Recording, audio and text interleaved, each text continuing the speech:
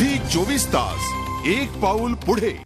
धक्कादायक बातमी आहे पुण्यातून। उपमुख्यमंत्री अजित पवार यांचा अत्यंत बेजबाबदारपणा पुण्यामध्ये दिसून आला।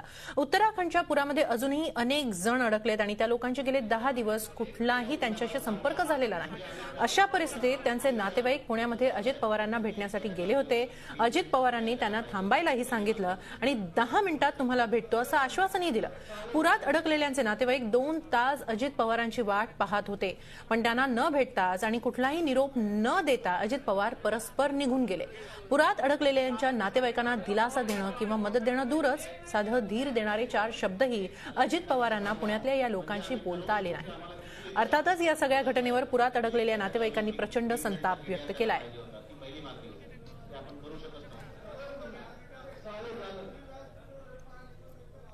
आमची 70 लोक केदारनाथला गेली होती, त्यामधली आता लेटेस्ट पर्यंत 26 लोक मिसिंग आहे, ज्यांचा 10 दिवस कुठलाही संपर्क नाही।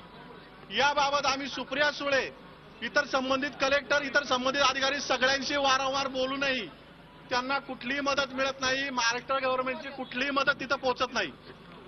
आज आम्हाला असं कळलं काल की अजितदादा महाराष्ट्राचे उपमुख्यमंत्री इथं येणार आहेत। आम्ही सगळे नातेवाईक त्यांना भेटण्यासाठी इथं आलो। सकाळच्या मीटिंगमध्ये भेटलो त्या दिवशी, त्यावेळेस त्यांनी बाहेर येऊन आम्हाला असं सांगितलं की तुम्ही वरच्या हॉलमध्ये वेट करा, मी 10 मिनिटात माझी दुसरी मीटिंग संपून येतो।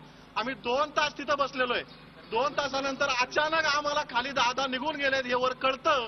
अशा वेळेस आमच्या जिल्ह्याचा पालकमंत्री आणि राज्याचा उपमुख्यमंत्री हा किती जबाबदारीने वागतोय हे सगळ्यांच्या लक्षात यायला हवं। झी 24 तास एक पाऊल पुढे।